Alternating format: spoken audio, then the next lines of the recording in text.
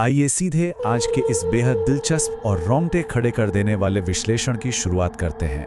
इस कहानी में हम देखने वाले हैं कि कैसे एक जबरन कराई गई शादी और एक कभी ना खत्म होने वाला जहरीला जुनून बहुत ही खौफनाक और अलौकिक परिणामों में बदल सकता है। यकीन मानिए, ये सिर्फ एक आम कहानी नहीं है, बल्कि इंसानी फैसलों और अनदेखी ताकतों के बीच टकराव का एक बहुत ही गहरा अध्ययन है। तो जरा सोचिए, क्या होता है जब एक जहरीला जुनून किसी इंसान का कब्र के पार भी पीछा नहीं छोड़ता। यही वो अहम सवाल है जो हमारे आज के इस पूरे विश्लेषण का आधार तय करता है। जब इंसान के गलत फैसले और कुछ बेहद खतरनाक काली ताकतें आपस में टकराती हैं तो उसका अंजाम कितना भयानक हो सकता है, ये हम आज गहराई से समझने वाले हैं।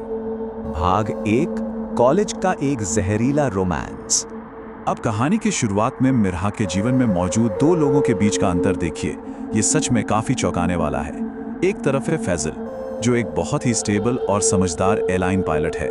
वहीं दूसरी तरफ है इमरान, जो पूरी तरह से बेरोजगार है, बस कॉलेज में आवारागर्दी करता है और यहाँ तक कि दिल्ली के जीबी रोड पर नशीली दवाइयाँ बेचने जैसे गलत कामों में भी शामिल है।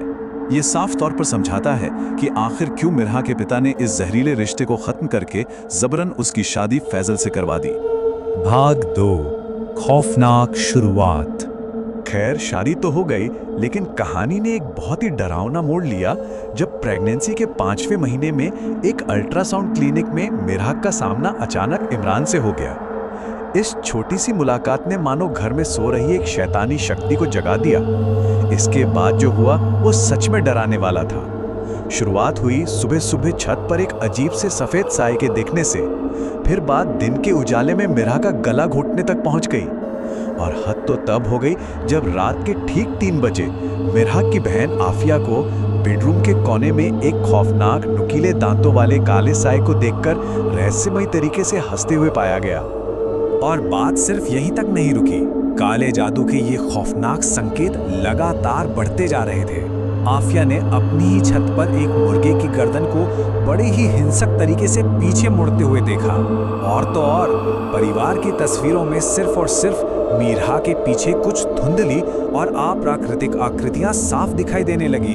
ये कोई कैमरे की खराबी नहीं थी, बल्कि इस बात का पक्का सबूत था कि वो काली शक्ति अब उनके रोजमर्रा के जीवन में पूरी तरह से अपनी जगह बना चुकी है।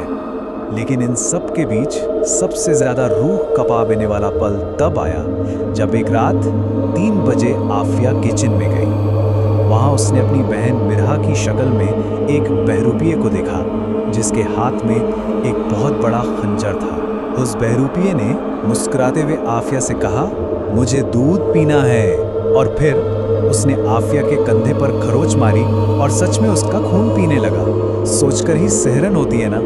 भाग 3, गायब बहन। उस खौफनाक रात के बाद मानो असली बुरे सपने की शुरुआत हुई, क्योंकि अगली ही सुबह पता चला कि आफिया घर से पूरी तरह गायब हो चुकी है। अब देखिए, उस शैतानी शक्ति ने परिवार को कैसे गुमराह किया।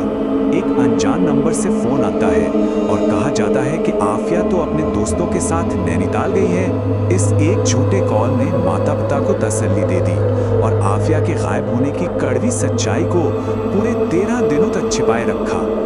जब 13 दिन बीत गए और कोई सुराग नहीं मिला, तब जाकर परिवार फिरोज शाह कोटला के एक बेहद शक्तिशाली मौलाना के पास पहुंचा।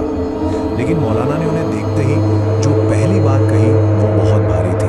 उन्होंने कहा, बहुत देर कर दी आने में जनाब। ये एक लाइन साफ कर देती है कि उन शुरुआती पैरानॉर्मल संकेतों को हल्के में लेने की परिवार को कितनी बड़ी कीमत चुकानी पड़ी थी। भाग 4, कब्रिस्तान का रहस्य।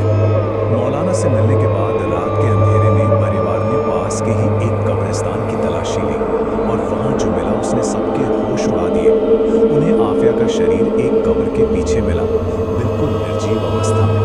और चौंकाने वाली बात यह थी कि उसने वही कपड़े पहने थे जो गायब होने वाली रात पहने थे। लेकिन सबसे बड़ा झटका ये था कि वो कब्र किसी और की नहीं, बल्कि उसी इमरान की थी, जिसकी वजह से ये सारा जुनून शुरू हुआ था।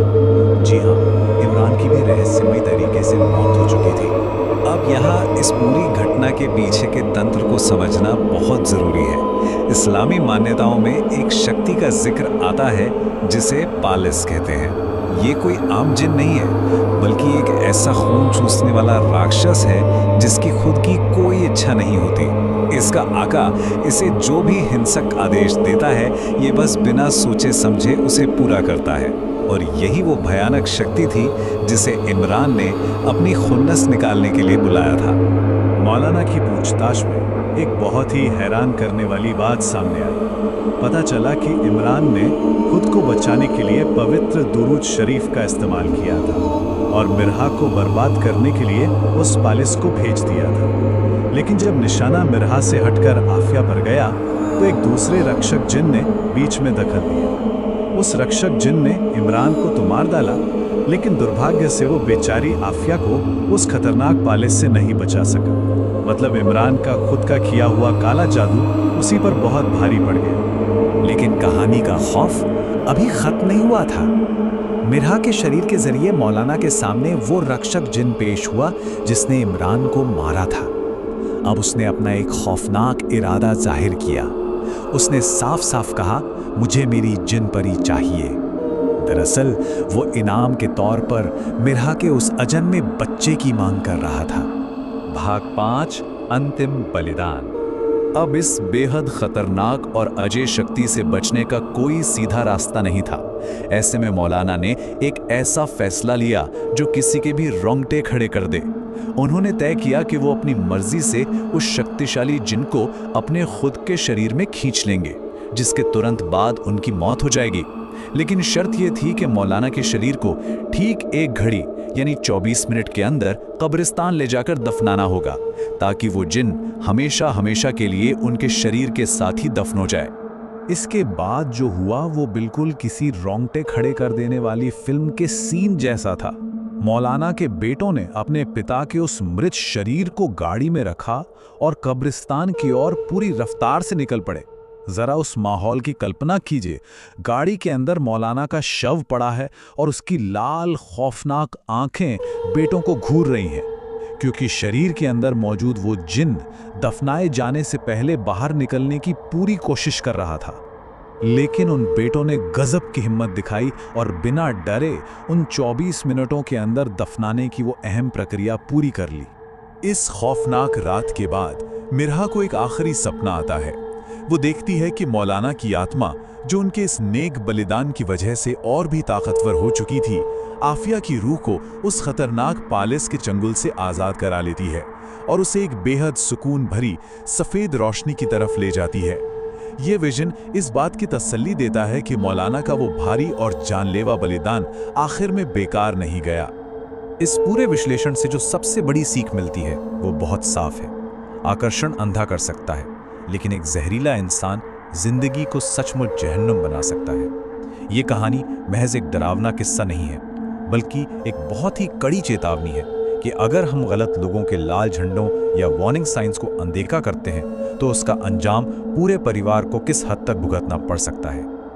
अब इस विश्लेषण को खत्म करने से पहले एक सवाल सोचने वाला है। जबरन लिए गए फैसलों, एक अंधे जुनून और अनदेखी चेतावनियों से जिन्नी इस खौफनाक त्रासदी में आखिर असली दोषी कौन था? क्या वो पिता जिसने जबरन शादी कराई, या इमरान का वो पागलपन भरा जुनून? जब इंसान के फैसले और कुछ अनदेखी ताकतें इस तरह टकराती हैं तो जवाबदेही तय करना सच में बहुत मुश्किल हो जाता है। खैर, इसी गहरे विचार के साथ हम आज का ये विश्लेषण यहीं खत्म करते हैं।